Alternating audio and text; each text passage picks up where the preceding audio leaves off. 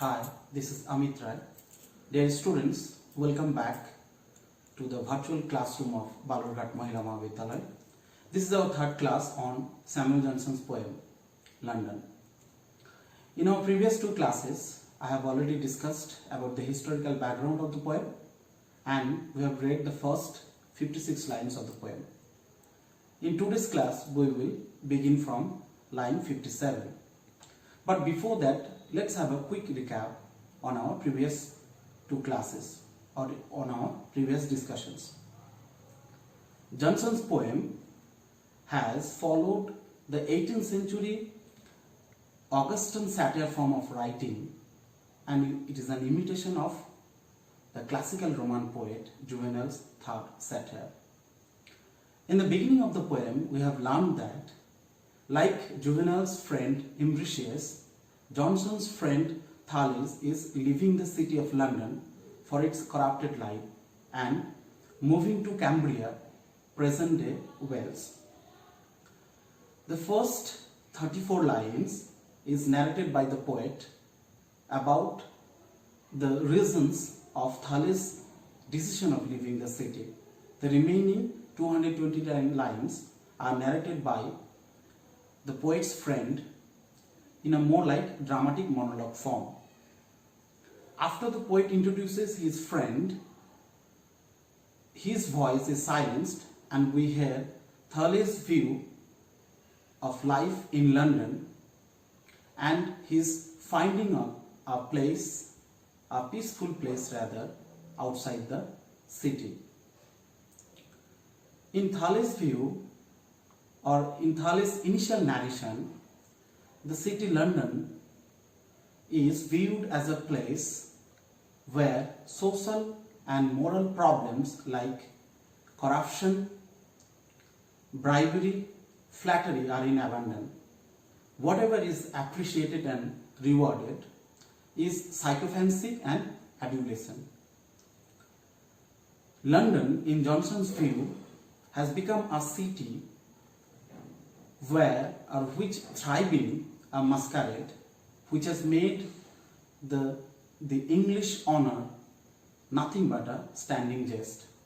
Now let's start our discussion, or let's read the text from line 57. Let such raise palaces and manors by, collect a tax or form a lottery, with wabbling eunuchs fill a licensed stage, and lull to servitude a thoughtless age.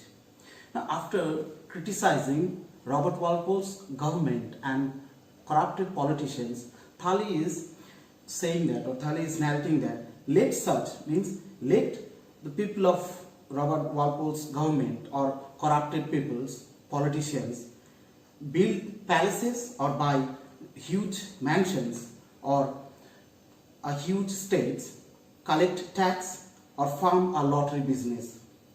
Now here he is telling that let them buy huge amount or let them acquire a huge amount of money or huge amount of wealth. During this particular period of Johnson's time, collecting a tax or farming a lottery was assumed as one of the two profitable business. Next he is telling, with wabbling eunuchs fill a licensed stage. With wabbling eunuchs, here wabbling eunuchs means male sopranos of Italian opera who sang in Italian operas. Fills a licensed stage. Here actually Johnson has pointed out the Stage or Theatre Licensed Act of 1737, which came lately in 1737.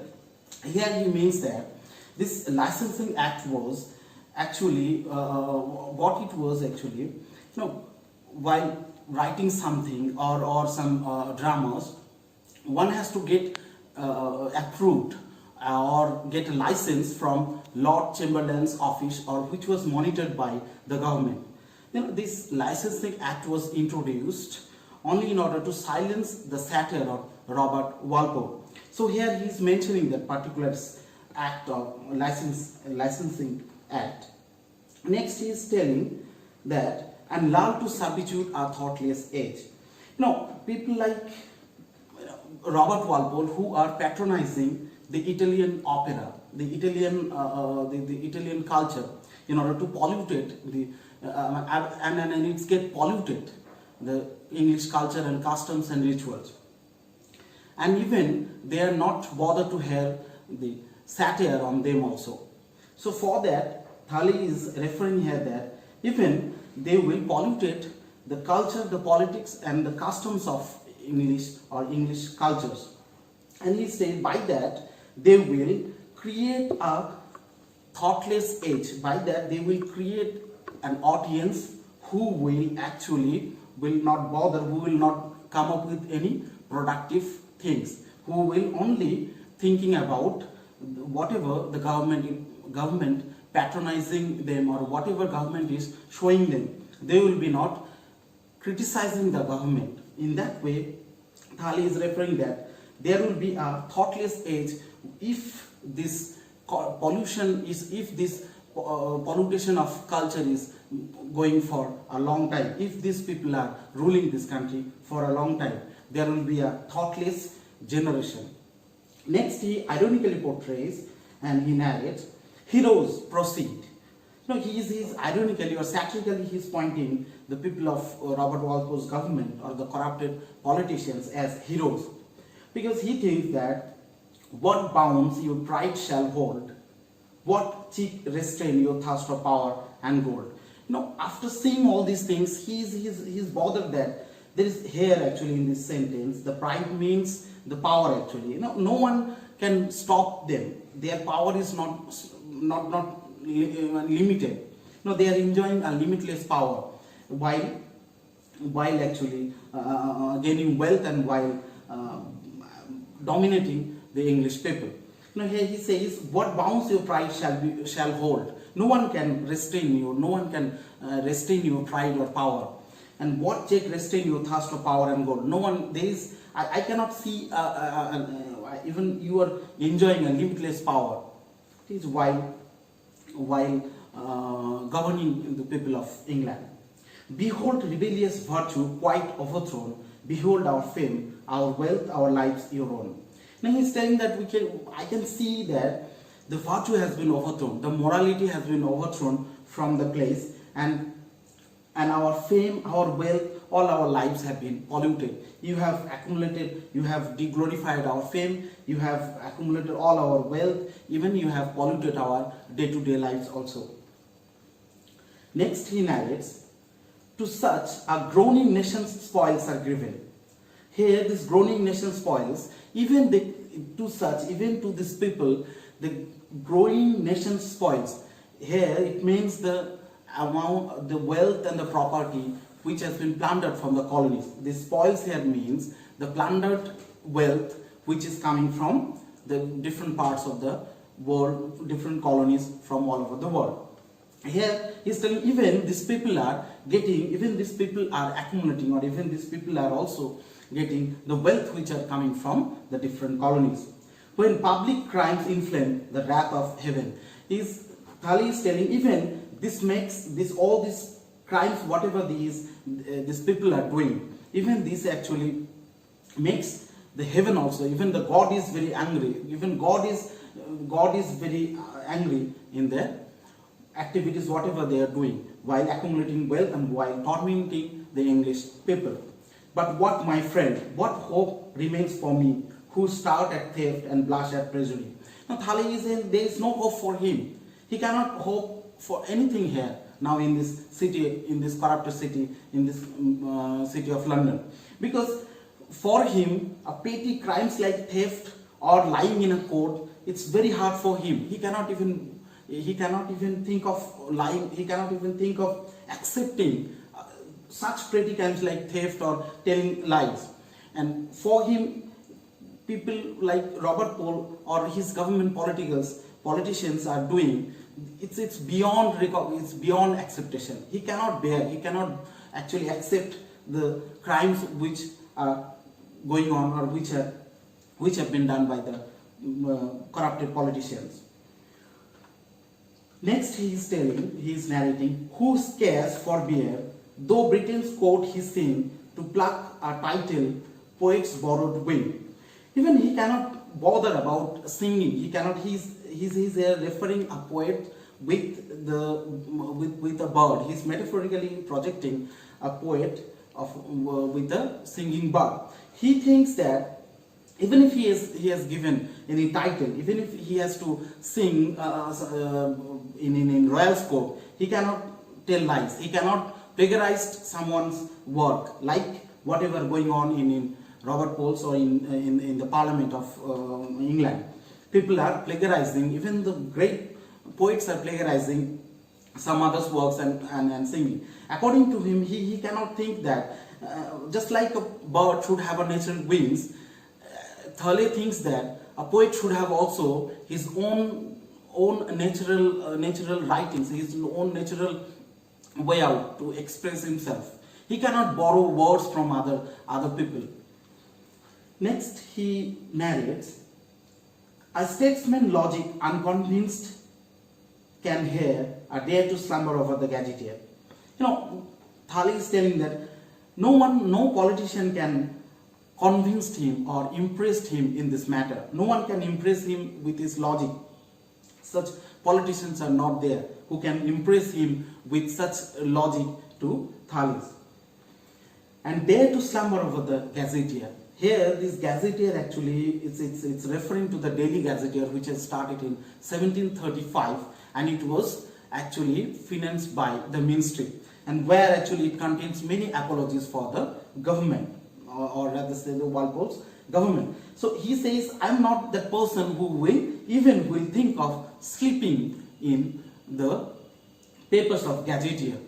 I cannot bear these crimes, whatever it's going on in this city. Despise the fool in half his pension dressed, and strive in vain to laugh at his jest. He's telling that despise the fool in half his pension dressed. I cannot be a fool. I cannot be a foolish person who will just buy his luxurious clothes in half of the pension he gets, and he will just laugh out with the hair. Actually, his jest means actually Johnson has not published the name, or he didn't disclose the name here, but while reading some of the works by Robert Greene, we can figure it out that here actually we can feel it out as it's talking about the Reverend John Orator Henley, who was a buffoon and political supporter of Robert Walpole, who actually with his crude jest attacks the opposition parties. Here Thalis is telling that I cannot be a foolish person who will buy a luxurious cloth with half of his pension and laugh out with Henley's jokes, even if it's so boring. Next, he is narrating that others with softer smiles and subtle art can sap the principles or tame the heart. Even there are other politicians who will, with their fake smiles, will trick the audience, who will trick the normal people, the common people, and they will attack or they will play the tricks in common people's heart. And next he is writing, with more address a lover's note convey or bribe a virgin's innocence away. But see, these politicians with their tricks, they are very much dangerous. Even the lover, even the Romeo type of lover, who always eager to impress, who is always eager to get the love of a innocent girl or innocent or virgin lady. These people, these politicians are more dangerous than those lovers who actually waited to impress the innocent or the virgin ladies or virgin girls. Well, may they rise, while I, whose rustic tongue knew to puzzle right or vanish wrong. Then he says, telling that, well, may these rise, let them rise, let them do, let them get more wealth, and let them reach, let them become more rich, get the ultimate wealth and ultimate power. I'm not bothered, because people like me who is having a rustic tongue, who is having an unsophisticated way of speaking, never knew to puzzle right, never knew to manipulate the truth, never knew to disturb the truth or say some lie things or varnish some wrong things in order to get benefit, in order to get prosper. So people like me are not suitable for this city. We let them rise, but I'm not the person who will bother, who will accept this kind of things, and who will be suitable for this society, who is suitable for this city. People like me who is having an unsophisticated way of speaking, who speaks whatever he sees. Spurned as a beggar and treated as a spy, life unregarded, unlamented die. That is why most of the time, our narrator is telling, most of the time he is being rejected as a beggar, spurned as a beggar. He's being rejected as a beggar and treated as a spy. Even if he is depraved, he's good at speaking, even he's good at producing some natural works, he has been identified as a spy. That is why our narrator Thalis has lived unregarded, unlamented die. He lived an unrecognized and an unrecognized life where he has been never been acknowledged by the government, and that is why he will be having an unlimited die. Nobody will know about him and nobody will care about him, because he cannot do such wrong things. He cannot such manipulate the truths to get into power, to get in a prosperous life. That is why he has been always rejected as a beggar, and sometimes he has been treated as a spy. Next, he narrates, for what but social guilt the friend endures. That is why who will accept him, who will bother about him, or who will accept people like him? There is no way people like him will be suited in this city of London. Because most of the people who are getting wealth, who are getting prosperous in this city now, is who shares Orgilo's crimes, his fortune shares. Here actually, the poet Johnson actually, Orgilo's crimes means he is putting Robert Walpole in a different name, so that his work, his poem should not be banished by the government.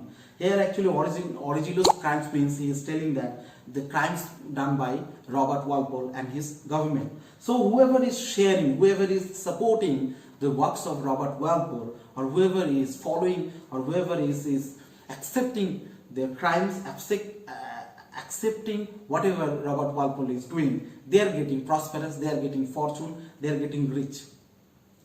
But thou should tempting villainy present, all Marlboroughs hoarded, or all villas spent.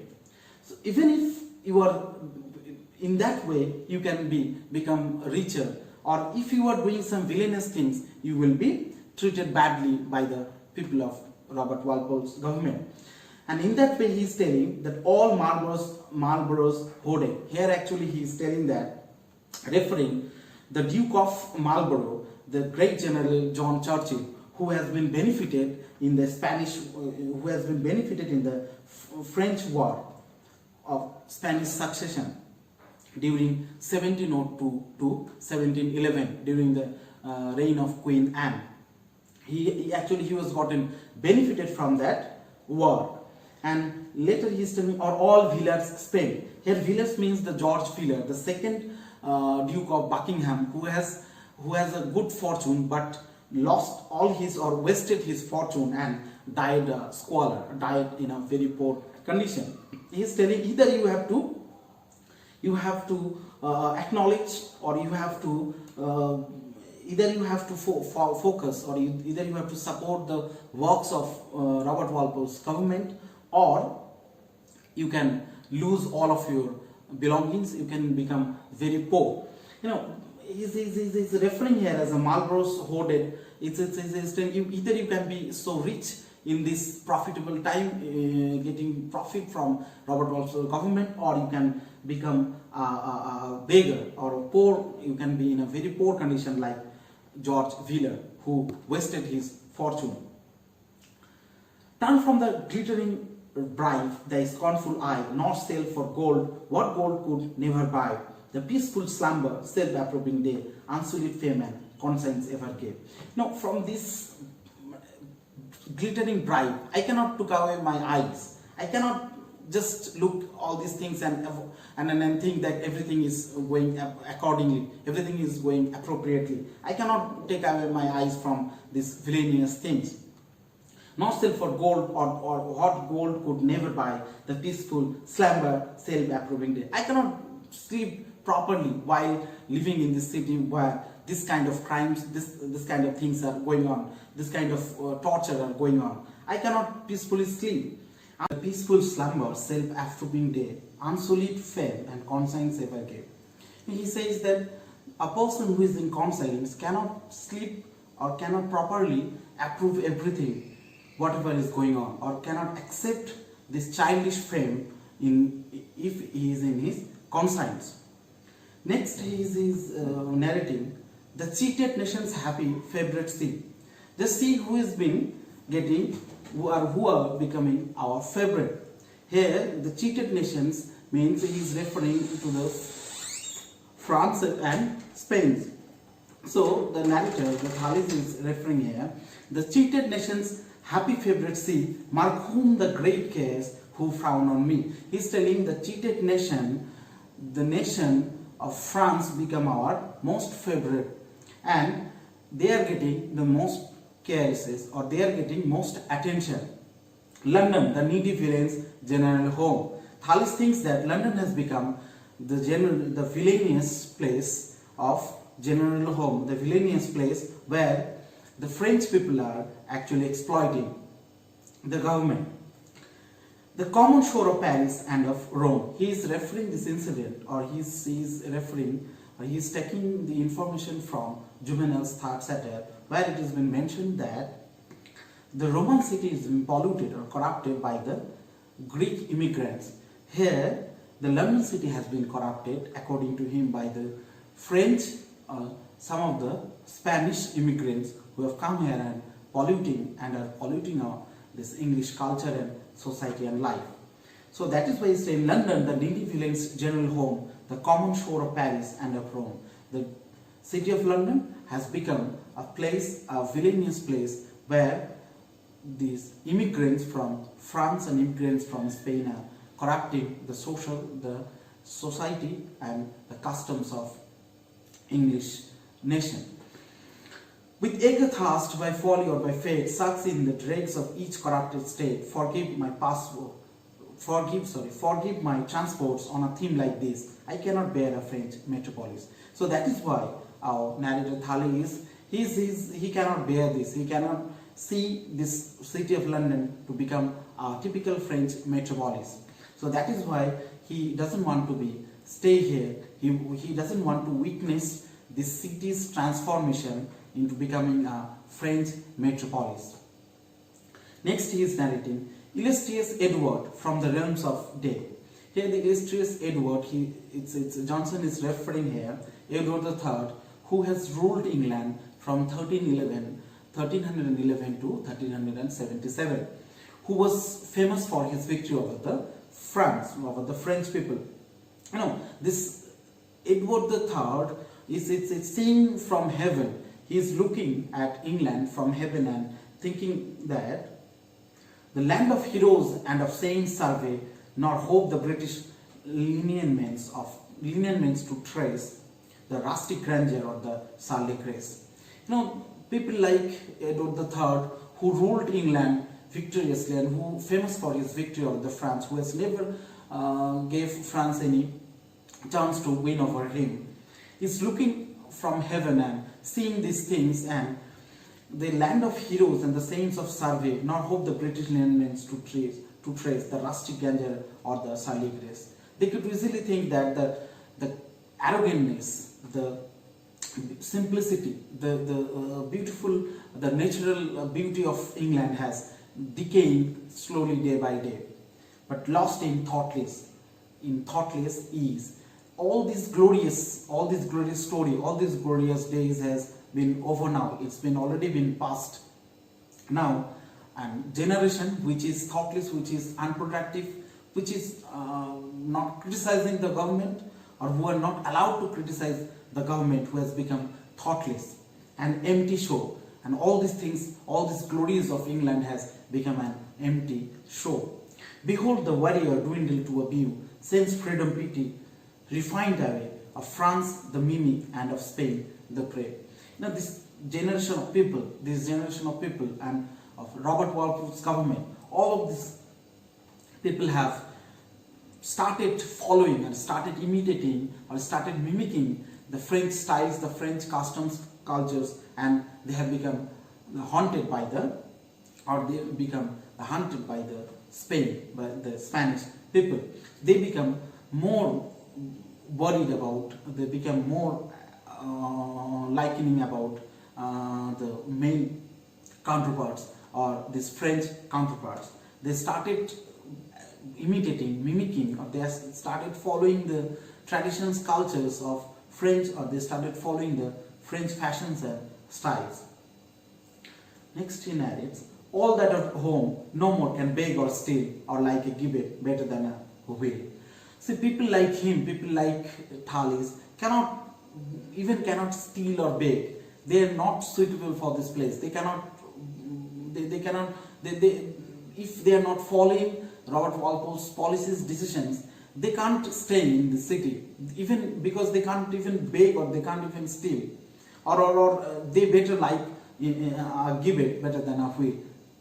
Here actually gibbet means the hanging execution, which is better than the wheel execution. This gibbet execution is actually a traditional execution done by the English in English court, and this wheel execution was actually a French court. So he is saying they cannot even like this wheel execution than this gibbet or this hanging execution.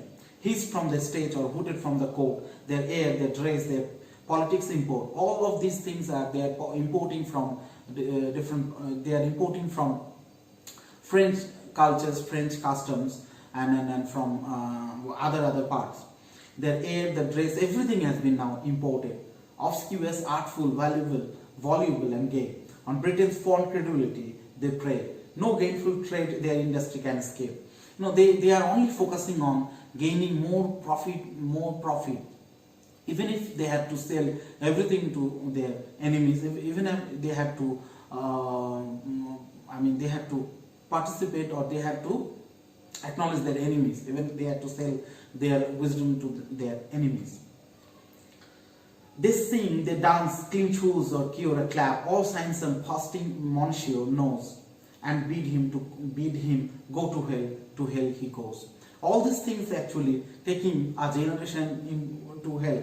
All these things, all these policies, or all these crimes, all these tortures, or all these thoughtless things actually taking a generation a long way from heaven to hell.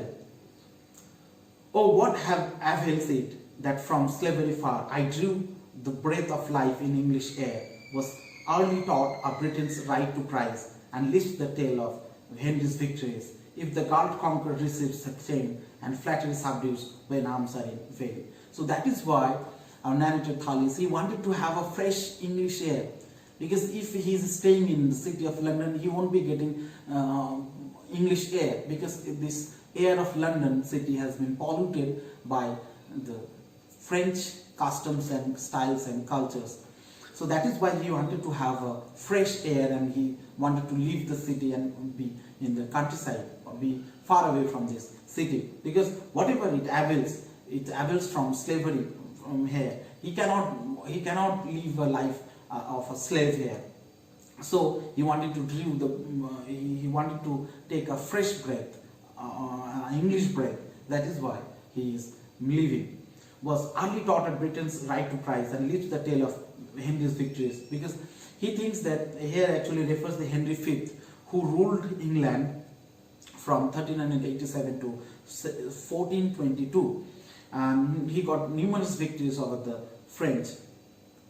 That is why he is saying that at least he can have the stories of victorious Henry V and live his life in countryside, in far away from this city. If the Gulf conquered receives the chain, and flattens subdues when arms are in vain.